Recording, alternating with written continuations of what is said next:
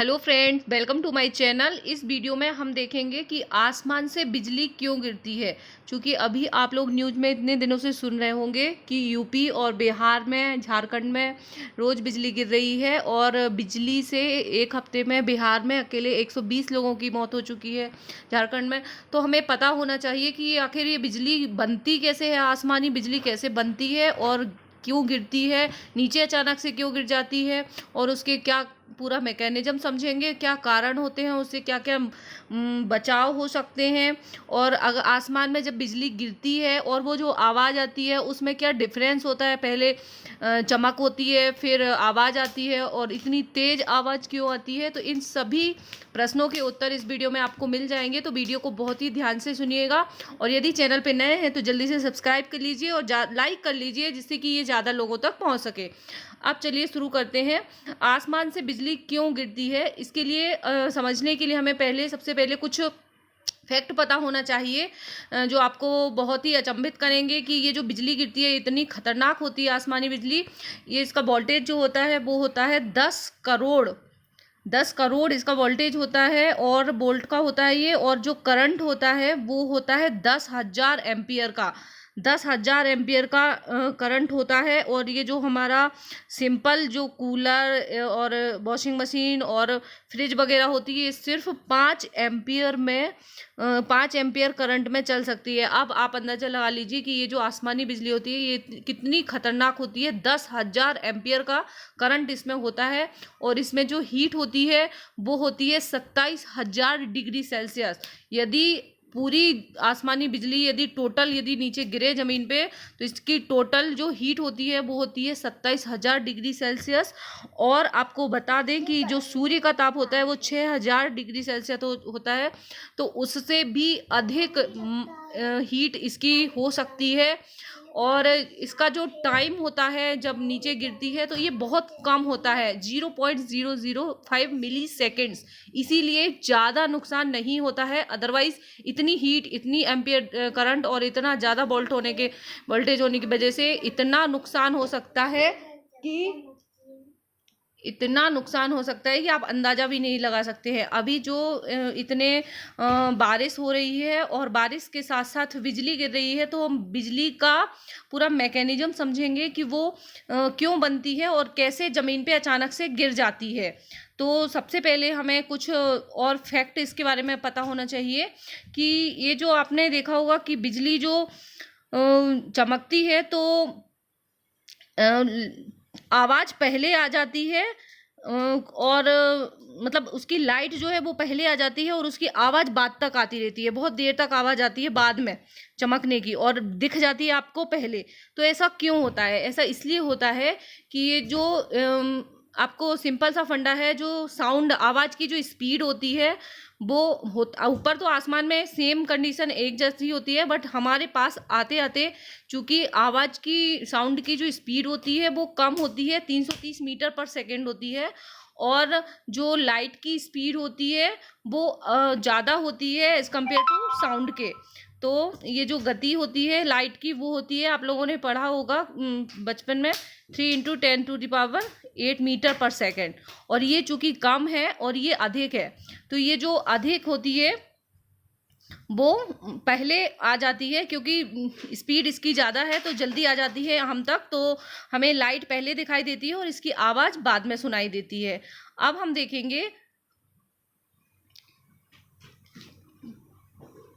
इसके ये बिजली जो बनती है तो वो कैसे बन रही है। सबसे पहले हमें पता होना चाहिए, ये हम देखेंगे कि जब टेम्परेचर बढ़ जाता है, मानसून आता है, तो मानसून में ही क्यों बिजली गिरती है, ये भी एक फैक्ट है कि जब मानसून आता है तो टेम्परेचर चूँकि बहुत ज़्यादा बढ़ चुका होता है एटमॉस्फेयर का, और जो पानी, समुद्र का पानी है वो बहुत ही ज़्यादा ही गर्म हो जाता है। तो आप इस तरीके से मैकेनिज्म समझेंगे कि जैसे ये समुद्र का पानी बहुत गर्म है और ये जब ऊपर जा रहा है तो ये भाप बन के ऊपर उठता है, और जैसे ही ये ऊपर उठता है तो आपको पता होगा कि जैसे जैसे हम ऊपर जाते हैं तो 165 मीटर प्रति के हिसाब से 1 डिग्री सेल्सियस टेम्परेचर में कमी होती जाती है। जैसे जैसे 165 मीटर ऊपर जाएंगे तो 1 डिग्री सेल्सियस टेम्परेचर कम होता जाएगा। तो इसी तरह धीरे धीरे जब ये ऊपर उठता है तो ये गर्म पानी ऊपर भाप बन के ऊपर उठता है, फिर ऊपर जाके क्योंकि यहाँ टेम्परेचर कम होता जा रहा है तो ये कम यहाँ पे जम जाते हैं और जलवाष्प और ये सब मॉइस्चर बहुत ज़्यादा इकट्ठा होके फिर वो ठंडा हो जाता है और जम जाता है। तो आपस में फ्रिक्शन होता है, घर्षण होता है और वो टुकड़े, तो कभी कभी तो ये सीधे के सीधे ऐसे बर्फ़ के टुकड़े गिर जाते हैं बारिश के साथ साथ, जिसको हम ओले बोलते हैं। और साथ में और ये आपस में ऊपर कुछ गिर जाते हैं और कुछ नहीं गिरते हैं। तो जो नहीं गिरते हैं वो आपस में टकराते हैं और इतने ज़ोर से टकराते हैं कि उनमें स्टैटिक करंट बन जाता है और बादल, आंधी, तूफान ये भी साथ में चल रहा होता है। तो इनकी वजह से स्टैटिक उनके जो स्टैटिक करंट बना है उसमें प्लस और माइनस चार्ज बन जाते हैं, आवेश हो जाते हैं। चार्ज मतलब आवेश बन जाते हैं, पॉजिटिव और नेगेटिव आवेश बन जाते हैं। तो आप इसको इस तरीके से देखेंगे कि ये जो आवेश बनते हैं और फिर जो आपस में जो बर्फ के जो टुकड़े टकरा रहे हैं पानी के और आवेश बन रहे हैं जो प्लस माइनस चार्ज, तो वो ऊपर की साइड होता है उसमें प्लस चार्ज। ये आपको ध्यान रखना है कि ऊपर की साइड उसमें होगा प्लस और नीचे की साइड बनता है माइनस चार्ज। अब ये बादल की ऊपर की स्थिति है और ये जमीन है। अब जमीन में क्या होता है, अर्थिंग आपको पता है यहाँ प्लस चार्ज होता है।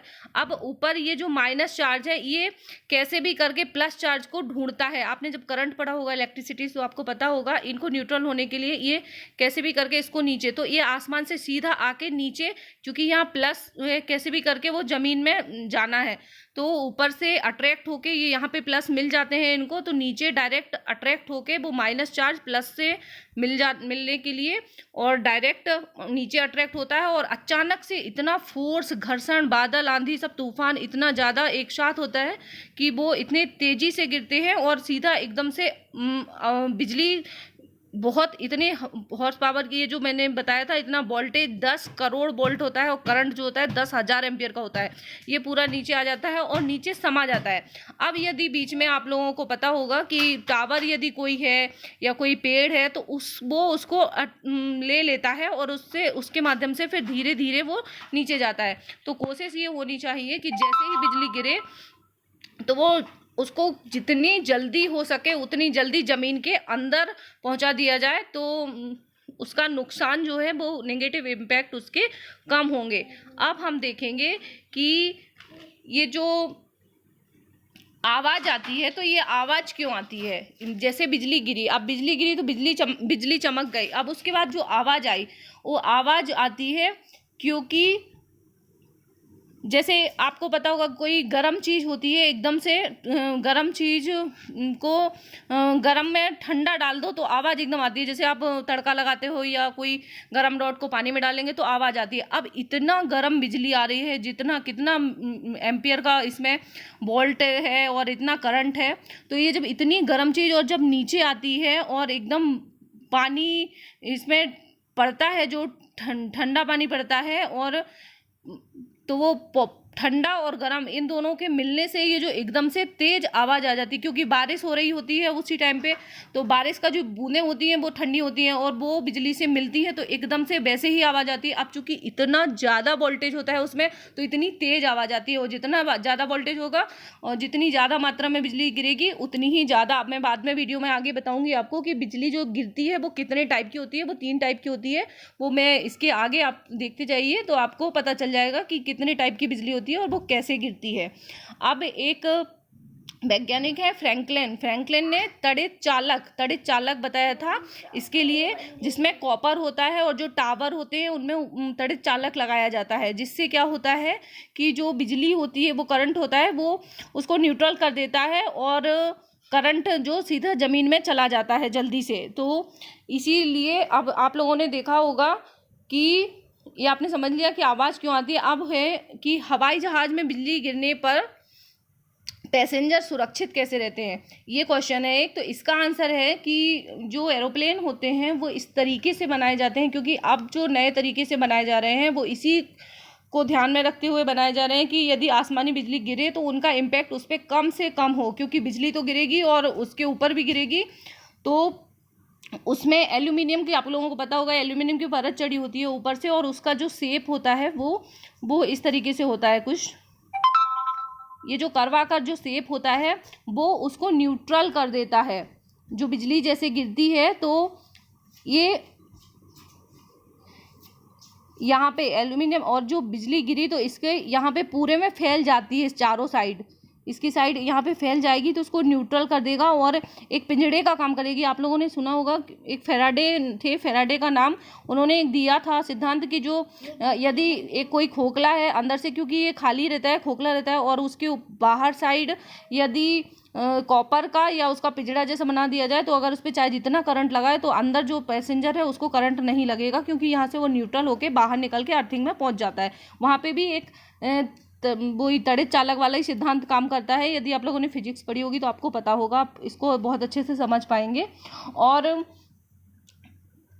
तो इस तरीके से हम समझ सकते हैं कि एरोप्लेन में बाहर से चाहे जितनी बिजली हो वो पूरा उसको झेल लेता है और उसको अंदर नहीं जाने देता है, और जो होता है वो उसके फेराडे का नियम यहाँ पे काम करता है, और उससे बिजली जमीन के करंट जो जितना होता है सब करंट के अंदर चला जाता है। और यही टावर में भी, जो हमारे टावर लगे होते हैं उनमें भी ऊपर एक कॉपर की तड़ित चालक लगा रहता है जिसमें कॉपर रहता है, तो वो उसको न्यूट्रल कर देता है और ज़मीन के अंदर जाने के लिए उसको सुगम बना देता है। अब हमें देखना है कि इसके टाइप्स क्या क्या हो सकते हैं। बिजली जो गिरती है वो कितने टाइप की होती है, मतलब 3 टाइप की होती है, इंट्रा क्लाउड और क्लाउड टू क्लाउड और क्लाउड टू ग्राउंड। तो इंट्रा क्लाउड जो होती है वो बिजली होती है इस तरीके से, जैसे एक बादल है और इतने बादल के भी टाइप्स होते हैं अलग अलग, वो दूसरा टॉपिक है, मैं बाद में बताऊंगी। पर जो बादल है और बादल ही अलग अलग होते हैं, और एक बादल के अंदर ही अगर वो प्लस और माइनस चार्ज बन रहे हैं और उनमें घर्षण हो रहा है तो उससे जो बिजली बनेगी या बिजली गिरेगी वो इंट्रा क्लाउड बिजली कहलाई जाएगी। और उससे जो नीचे अगर वो गिरेगी तो वो बहुत मतलब चमकेगी, सिर्फ अपने को चमकती हुई। कभी कभी ऐसा दिखता है कि नीचे नहीं आती है, किसी के ऊपर गिरती नहीं है, बट वो केवल चमकती है, तो वो होती है इंट्रा क्लाउड लाइटनिंग। उसके बाद आती है cloud to cloud lightning. Intra cloud हो गया, क्लाउड टू क्लाउड मतलब होती है 2 क्लाउड्स होंगे, दूसरे पे हो गए 2 क्लाउड्स, मतलब प्लस माइनस यहाँ पे आएगा और इन दोनों के बीच में आपस में इसका प्लस इधर टकराएगा, इसका माइनस इसको न्यूट्रल करेगा, तो बिजली इससे आपस में ये टकराते हैं। तो क्लाउड टू क्लाउड, जब 2 बादल में आपस में उनके कणों में ये जो फ्रिक्शन होता है उससे जो बिजली बनती है वो होती है क्लाउड टू क्लाउड लाइटनिंग। और ये जो होती है ये थोड़ी सी इसकी इंटेंसिटी थोड़ी ज़्यादा होती है, और जब चमकती है तो थोड़ी दूर तक लाइट दिखती है और आवाज़ भी थोड़ी तेज आती है, और पर इससे ज़्यादा नुकसान नहीं होता है। उसके बाद आती है थर्ड, ये है क्लाउड टू ग्राउंड। ये जो क्लाउड टू ग्राउंड है, जो अभी हमने आपको मैकेनिज्म समझाया कि ये जो बारिश का पानी जाता है और यहाँ से बारिश का नहीं, समुद्र का जो गर्म पानी ऊपर उठ के जाता है, फिर वो गर्म हो जाता है, बर्फ़ बन जाता है टुकड़े में, फिर प्लस माइनस चार्ज बन जाते हैं, और फिर जो माइनस वाला चार्ज होता है वो नीचे होता है, प्लस का ऊपर होता है। और यहाँ पे प्लस ज़मीन में आने के लिए उसको कुछ ना कुछ चाहिए रहता है कि प्लस से मिलना है न्यूट्रल होने के लिए, तो वो नीचे एकदम से जगह ढूंढती है वो बिजली की कैसे भी हमें वो प्लस चार्ज मिल जाए। तो प्लस चार्ज नीचे ज़मीन में मिल जाता है अर्थिंग के लिए उसको, तो वो नीचे आके गिर जाती है एकदम से। और चूंकि बादल आंधी ये सब हो रही होती है तो साथ में आवाज़ तेज आती है। तो आपने समझ लिया ये क्लाउड टू ग्राउंड, चूँकि मैंने आपको सबसे पहले भी समझाया, और जो अभी इतने लोग बिहार में मर रहे हैं और अभी यूपी में भी, झारखंड में भी कुछ लोग मरे हैं, तो ये इतनी खतरनाक है, चूँकि ये इतनी मतलब 0.0 मिली सेकेंड्स के लिए आती है, तो इतना नुकसान नहीं हो पाया फिर भी। और ये जो गिरती है डायरेक्ट किसी के ऊपर नहीं गिरती है, ये आपको पता होना चाहिए कि ये जो गिरती है इसका कोई सोर्स होता है। जैसे अगर किसी टावर पे गिरी या किसी पेड़ के ऊपर गिरी, जैसे पेड़ के बोलते हैं कि पेड़ के नीचे नहीं खड़ा होना चाहिए, कि अगर पेड़ के नीचे गिरती है तो मतलब पेड़ पे गिरेगी तो इसके आसपास पूरे में एरिया में हो जाएगी। और यदि आप यहाँ खड़े होंगे तो आपको ज़्यादा, यदि आप यहाँ होंगे तो आपको बहुत अधिक, आप इस पेड़ के आसपास खड़ा नहीं होना चाहिए ऐसा बोलते हैं, तो आपको यहाँ पे बहुत ज़्यादा तेज झटका लगेगा और हो सकता है आपकी मौत भी हो जाए। अब देखते हैं कि क्या ना करें इफेक्ट देखेंगे सबसे पहले कि इफेक्ट क्या होता है। इससे इफेक्ट जैसा कि आप लोगों को पता ही होगा, अभी भी स्किन बर्न हो जाती है और स्किन पे ऐसे मतलब जैसे टैटू जैसे निशान बन जाते हैं या जैसे ट्री के निशान होते हैं वैसे ही निशान बन जाते हैं, शरीर पे दाग पड़ जाते हैं और एक ही जगह बार बार गिर सकती है बिजली। ये भी आपको देखना है, मतलब ऐसा नहीं है कि एक जगह, ऐसा कई लोग बोलते हैं कि एक जगह यदि बिजली गिर गई तो अब वो वहाँ नहीं गिरेगी, ऐसा नहीं है, एक ही जगह बार बार गिर सकती है। चूँकि कई ऐसे एग्जाम्पल मिलते हैं, जैसे स्टैचू ऑफ लिबर्टी जो अमेरिका की है, वहाँ के आसपास बहुत बिजली गिरती रहती है और भी कई जगह हैं जहाँ पे बिजली कई बार गिरती रहती है। तो ऐसा नहीं है कि एक जगह यदि गिर गई तो अब वहाँ नहीं गिरेगी और वो सेफ़ हो गया। आप देखते हैं कि इफ़ेक्ट इसका नर्वस सिस्टम पे भी बहुत ज़्यादा पड़ता है। मेन नर्वस सिस्टम पे पड़ता है तो पूरे टिश्यूज़ जो न्यूरॉन्स होते हैं वो हमारे काम करना बंद कर देते हैं और लकवा लग जाता है और पैरालिसिस भी हो जाएगा और मौत भी हो सकती है। जिस लेवल की बिजली मतलब जितनी गिरेगी उस हिसाब से उसका हो जाता है और तुरंत भी मौत हो जाती है। जैसे कि अभी बिहार में इतनी तेज़ गिरी है कि 150 लोग मर गए, एक हफ्ते के अंदर 150 लोगों की मौत हो गई है। अब मतलब ऐसा कुछ फैक्ट भी है कि मेल में ज़्यादा बिजली गिरती है मेल के ऊपर और फीमेल के ऊपर कम गिरती है। वो सिर्फ ऐसा कहने की बातें होती हैं, ये सिर्फ इसलिए है क्योंकि मेल्स ज़्यादातर बाहर रहते हैं और चूँकि घर के अंदर बिजली का प्रभाव कम हो जाता है और महिलाएं पहले से ही घर के अंदर रहती थी, तो वो फैक्ट एक बना आ रहा है कि फैक्ट जो है वो अभी बताते हैं आंकड़े कि मेल्स ज़्यादातर मेल्स के ऊपर ही गिरती है और फीमेल की मात्रा फीमेल के ऊपर कम गिरती है।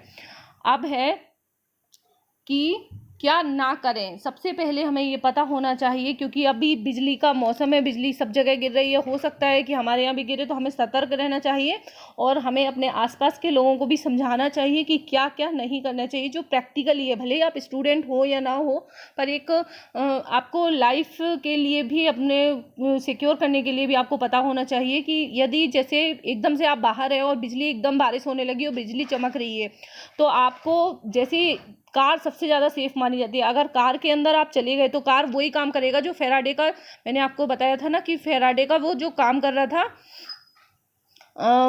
त्वरित चालक वाला सिद्धांत वहाँ पे काम करता है। और जो बिजली गिरती है तो वो ऊपर जैसे एरोप्लेन में आसपास जाके पूरी फिर जाके उसको पूरे तरह से घेर लेती है और फिर नीचे धीरे धीरे होते हुए ज़मीन में चली जाती है और उसके अंदर नहीं जा पाती। इसी तरह मोबाइल फ़ोन, जैसे मोबाइल फ़ोन है तो आपको मोबाइल फ़ोन नहीं यूज करना है क्योंकि वो टावर से कनेक्टेड होता है और वो डायरेक्ट अगर आप फ़ोन पे बात कर रहे हैं और यदि ज़्यादा इंटेंसिटी वाली बिजली गिरी है जिसमें करंट ज़्यादा है तो डायरेक्ट आपकी मौत भी हो सकती है। तो इतना ख़तरनाक होता है मोबाइल फ़ोन। यदि बिजली गिरती है तो उस टाइम पे आपको मोबाइल फ़ोन नहीं लेना है क्योंकि वो टावर से कनेक्टेड होता है।